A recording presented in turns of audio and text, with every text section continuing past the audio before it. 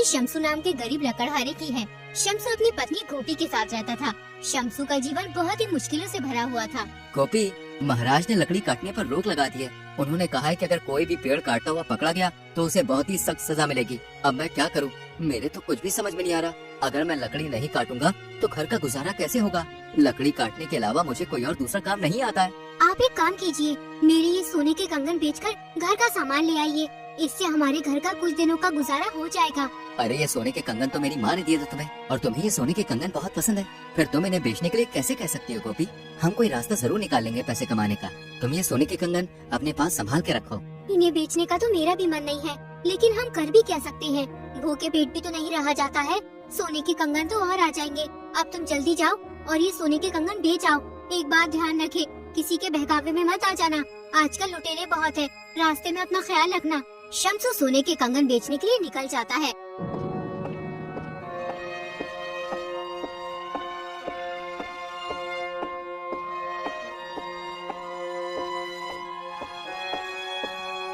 रास्ते में उसे भानु नाम का आदमी मिलता है। वो शम्सू से कहता है, अरे क्यों भाई शम्सू, इतनी जल्दी में कहाँ जा रहे हो? लगता है किसी जरूरी काम से जा रहे हो। हाँ भाई भानु, मैं एक जरूरी काम से जा रहा हूँ। दरअसल मैं अपनी पत्नी के सोने के कंगन बेचने जा रहा हूँ। तुम तो जानते ही हो, महाराज ने लकड़ी काटने पर रोक लगाई हुई है। घर में एक पैसा भी नहीं है, इसलिए मैं ये कंगन बेचने जा रहा हूँ। इन्हें बेचकर जो भी पैसे मिलेंगे उनसे थोड़े बहुत दिनों का गुजारा हो जाएगा। अरे ये तुम क्या कह रहे हो शम्सू? अब तुम पत्नी के कंगन बेचकर घर का गुजारा करोगे, और जब कंगन के पैसे खत्म हो जाएंगे फिर घर का गुजारा कैसे करोगे? अरे ये तो मैंने सोचा ही नहीं, लेकिन मुझे लकड़ी काटने के अलावा और कोई काम आता भी तो नहीं है। फिलहाल इन कंगन को बेचकर कुछ दिनों का गुजारा हो जाएगा, उसके बाद मैं कोई काम देख लूंगा। अगर तुम चाहो तो मैं तुम्हें एक सुझाव दे सकता हूँ, जिससे तुम्हें अपनी पत्नी के कंगन तक बेचने नहीं पड़ेंगे और तुम्हारे घर का गुजारा भी हो जाएगा।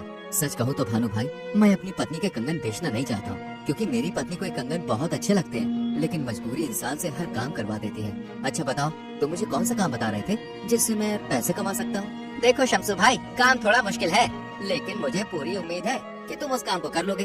क्या तुम काम करने के लिए तैयार हो? हाँ हाँ, मैं तैयार हूँ, लेकिन पहले काम तो बताओ, मुझे करना क्या होगा? तुम्हें मेरे साथ मिलकर चोरी करनी होगी। अरे नहीं नहीं नहीं नहीं, मैं चोरी वोरी नहीं कर सकता। मुझे भूखे रहना पसंद है, लेकिन मैं कभी चोरी नहीं करूँगा। अरे भाई, मैंने कब कहा कि तुम चोरी करो? चोरी तो मैं करूँगा, बस तुम्हें बाहर रहकर नजर रखनी पड़ेगी कि कोई आ तो नहीं रहा है। तुम देखना, केवल 10 दिनों में इतना पैसा होगा तुम्हारे पास जितना तुम अपनी पूरी जिंदगी में कमा नहीं सकते हो। तुम सही कहते हो भानु भाई, मैं तुम्हारे साथ काम करने के लिए तैयार हूँ। चलो अब हमें चोरी कहाँ करनी है ये बताओ। शम्सू चोरी करने के लिए तैयार हो जाता है। दोनों चोरी करने निकल पड़ते हैं।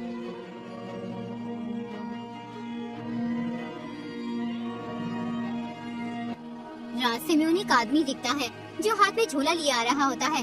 भानु शम्सू से कहता है, अरे देखो, सामने से वो आदमी आ रहा है। तुम्हें उसे अपनी बातों में फंसाना है और यहाँ वहाँ की बातें करनी है। उतने में ही मैं इसका झोला चुरा लूंगा। अब मैं उस पेड़ के पीछे छुप जाता हूँ, तुम उसे अपनी बातों में लगाओ। शम्सू उस अनजान आदमी के पास चला गया और फिर उसे अपनी बातों में उलझाने लगा। अरे भाई साहब, मैं इस गांव में पहली बार आया हूँ। अगर तुम मुझे सुहानपुर जाने का रास्ता बता दोगे तो तुम्हारी बड़ी कृपा होगी। अरे क्यों नहीं, मैं अभी तुम्हें जाने का रास्ता बताता हूँ। तुम एक काम करो, इस रास्ते पे सीधे चले जाओ। थोड़ी दूर चलने के बाद तुम्हें एक गांव दिखेगा। वो सुहानपुर का गांव नहीं है। अभी तुम्हें और आगे चलना पड़ेगा। 2 मील चलने के बाद तुम्हें दूसरा गांव दिखाई देगा। उसके बराबर से एक रास्ता जा रहा है, तुम उसी रास्ते पे चले जाना। वो रास्ता तुम्हें सुहानपुर पहुंचा देगा। उतने में ही भानु अनजान आदमी के हाथ से झोला चुरा कर ले जाता है। सुहानपुर गांव का रास्ता तो बहुत ही मुश्किलों से भरा हुआ है। अच्छा भाई, अब मैं चलता हूँ। रास्ता बताने के लिए तुम्हारा बहुत बहुत शुक्रिया। इतना कहकर शम्सू वहाँ से फरार हो जाता है। जब अनजान आदमी को अपने झोले की याद आती है तो वो घबराकर चिल्ला उठता है, अरे मेरा झोला कहाँ गया? लगता है वो रास्ता पूछने वाला चुरा कर ले गया। अब मैं क्या करूँ? मैं तो लुट गया, बर्बाद हो गया। मेरी पूरी महीने की तनख्वाह चुरा ले गया कमबख्त। अब मैं अपनी पत्नी को क्या जवाब दूंगा? अगर मैंने उसे पैसे नहीं दिए तो वो तो मेरे बाल नोच डालेगी। ऐ ईश्वर, मेरी मदद कर। आज के जमाने में किसी के साथ भलाई करना गलत है। भानु और शम्सू थोड़ी दूर जाने के बाद उस झोले को खोलते हैं। उस झोले में बहुत सारे पैसे निकलते हैं। देखो भाई, मैंने तुमसे कहा था, कितने सारे पैसे हैं। इतने के तो तुम्हारी पत्नी के कंगन भी नहीं बिकते। अब इन पैसों में से आधे तुम्हारे और आधे मेरे। याद रखना, आज रात हम अमीर चंद के घर में चोरी करेंगे। अच्छा, अब मैं चलता हूँ। भानु शम्सू को आधे पैसे देकर चला जाता है। शम्सू भी अपने घर की ओर निकल जाता है।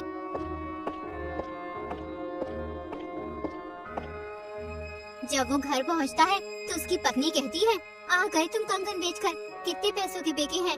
लाओ जल्दी पैसे दे दो, मैं घर का सामान ले आती हूँ। अरे गोपी, ये लो पैसे और ये लो अपने कंगन, इन्हें संभाल कर रखो। अब हमें कंगन बेचने की कभी जरूरत नहीं पड़ेगी। जाओ अब इन पैसों से घर का सामान ले आओ, जल्दी जाओ, मुझे बहुत तेज भूख लगी है। ये तुम इतने सारे पैसे कहाँ से लेकर आए हो? कहीं तुमने कोई गलत काम तो नहीं किया? अरे तुम ये क्या कह रही हो गोपी, मैं भला गलत काम क्यों करूँगा? अरे मुझे ये पैसे मेरे एक दोस्त ने दिए और उसने मेरी नौकरी भी लगवा दी है। जब मुझे पैसे मिलेंगे तो मैं उसके पैसे लौटा दूंगा। शम्सू अपनी पत्नी से झूठ बोल देता है और रात होने पर भानु के पास चोरी करने के लिए चला जाता है।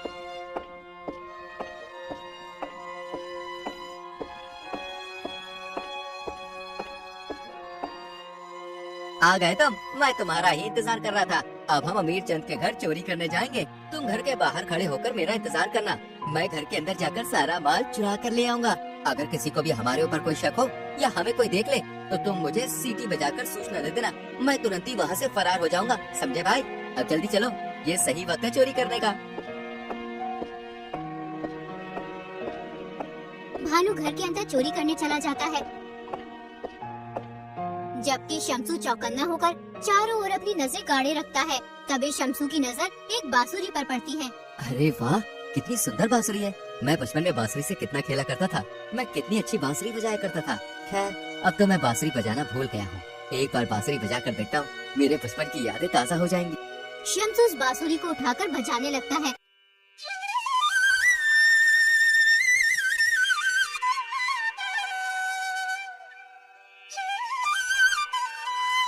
बांसुरी की आवाज सुनकर कुछ गांव वालों की आंख खुल जाती है और भानु भी घबराने लगता है। अरे ये कौन बेसुरा है जो इतनी रात को बांसुरी बजा रहा है? लोगों का सोना हराम कर रहा है, ये मुझे मरवा के ही छोड़ेगा।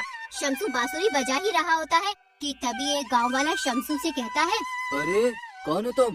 पहले कभी तुम्हें नहीं देखा इस गांव में, और ये बांसुरी बजाकर लोगों की नींद क्यों खराब कर रहे हो? लगता है हमारी चोरी का गांव वालों को पता चल गया। अगर मैं चोरी का माल बाहर लेकर गया तो गांव वाले मुझे बहुत पीटेंगे। ऐसा करता हूँ, इस सामान को यहीं छोड़ देता हूँ और चुपचाप यहाँ से निकल जाता हूँ। अगर बांसुरी बजाने का इतना ही शौक है तो अपने घर में जाकर बजाओ, यहाँ क्यों लोगों की नींद खराब कर रहे हो? मुझे लगता है कि तुम कोई पागल हो। भानु ये सब खड़ा होकर सुन रहा होता है, फिर गांव वालों के पास आकर कहता है, तुम सही कह रहे हो भाई, ये पागल है। इसका जहाँ भी मन करता है वहीं बांसुरी बजाना शुरू कर देता है। अरे तुम इसे माफ कर दो, अब ये आगे से ऐसा नहीं करेगा। तुम कह रहे हो इसलिए छोड़ रहा हूँ, वरना इसे अभी महाराज के पास ले जाता और सख्त से सख्त सजा दिलवाता। सारी नींद खराब कर दी मेरी, पागलपन की भी हद होती है। वो आदमी वहाँ से चला जाता है। भानु को शम्सू पे बहुत गुस्सा आता है। अच्छा, तब बांसुरी तुम बजा रहे थे? अरे तुम तो आज मुझे मरवा ही देते। अरे चोरी करते वक्त बांसुरी कौन बजाता है? मैंने सारा सामान चुराकर झूले में भर लिया था, लेकिन तुमने बांसुरी बजा दी, मुझे वो सामान वहीं छोड़ना पड़ा।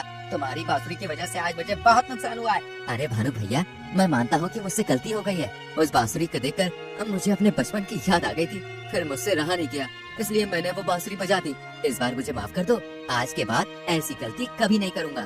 ठीक है, इस बार मैं तुम्हें माफ कर देता हूँ, लेकिन अगर दोबारा तुमने ऐसी कोई हरकत की तो मैं तुम्हें अपने साथ नहीं लेके जाऊंगा, समझे? चलो अब घर चलते हैं, कल हम पास वाले गांव में चोरी करने चलेंगे। दोनों अपने घर चले जाते हैं और रात होने पर दोबारा चोरी करने निकल जाते हैं। सुनो, मैं उस सामने वाले घर में चोरी करने जा रहा हूँ, तुम यहीं खड़े होकर मेरा इंतजार करो। अगर कोई आया तो मुझे बता देना और पहले जैसी हरकत मत करना। हाँ, अब मैं जा रहा हूँ, अपनी आँख और कान खुले रखना। इतना कहकर भानु घर के अंदर चला जाता है और घर का सामान चुराने लगता है। तभी एक आदमी शम्सू की तरफ आ रहा होता है। उसे देखकर शम्सू डर जाता है, वो समझता है ये भूत है। फिर वो जोर जोर से शोर मचाने लगता है, बचाओ, भूत भूत, मुझे कोई बचाओ इस भूत से। ए पागल आदमी, मैं भूत नहीं हूँ, समझे? मैं तुम्हारी तरह ही एक इंसान हूँ। मेरी पत्नी से मेरी लड़ाई हो गई है, इसलिए मैं घर के बाहर आ गया हूँ। वैसे तुम इतनी रात में यहाँ क्या कर रहे हो? मैं क्या कर रहा हूँ? मैं तो कुछ भी नहीं कर रहा हूँ। अरे भाई, इसकी दिमागी हालत ठीक नहीं है, ये किसी को भी भूत समझ लेता है और फिर शोर मचाने लगता है। तुमसे कितनी बार कहा है, ये लोग को परेशान मत किया करो। चलो अब यहाँ से। दोनों वहाँ से चले जाते हैं। तुम किस किस्म के आदमी हो? मन कर रहा है कि मैं तुम्हारा सर फोड़ दूं। तुम्हें वो जीता जागता इंसान भूत दिखाई दे रहा था? अरे आज मेरे हाथ बहुत सारा माल लगा था, वो सब मैंने झोले में भर लिया था, लेकिन तुम्हारे चीखने चिल्लाने की वजह से मुझे वो झोला वहीं छोड़ना पड़ा। अगर तुम नहीं चिल्लाते तो आज मैं बहुत अमीर हो जाता।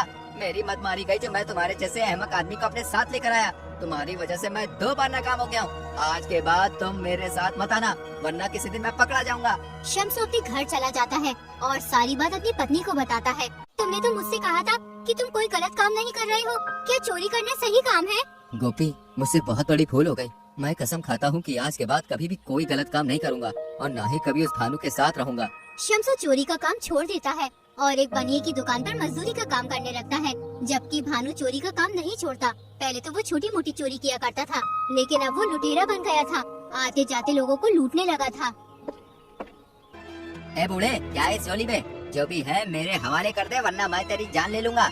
लाला, जल्दी से झोली मेरे हवाले कर दे। बेटा, मैं बहुत गरीब हूँ, मुझे मत लूटो। मैंने सारी जिंदगी कमा कमा कर थोड़े बहुत पैसे जमा किए अपनी बेटी के शादी के लिए। अगर ये पैसे मैंने तुम्हें दे दिए तो उसकी शादी नहीं हो पाएगी। ए बूढ़े, ये कहानी मुझे मत सुना। मैं तेरी इस दर्द भरी कहानी से बहकने वाला नहीं हूँ, समझा? चुपचाप ये झोली मुझे दे, वरना अभी तेरा सर धड़ से अलग कर दूंगा। वो बूढ़ा आदमी भानु की बात सुनकर डर जाता है और अपनी झोली भानु को देकर चला जाता है। भानु झोली को लेकर अपने घर पहुंचकर अपनी पत्नी से कहता है, आज तो मेरे हाथ बहुत सारा माल लगा है। आज एक बुढ़े को लूटा था, उसने अपनी बेटी की शादी के लिए पैसे जमा किए हुए थे और मैंने उससे वो सारे पैसे लूट लिए। चलो अब जल्दी से मेरे लिए लजीज सा खाना बनाओ। ये बात भानु का बाप सुन रहा होता है। वो भानु के पास आकर कहता है, बेटा, तू ये लूट मार कब छोड़ेगा? चोरी लूट मार से कभी किसी का भला नहीं होता। तू उस गरीब बुढ़े के पैसे छीन के लाया।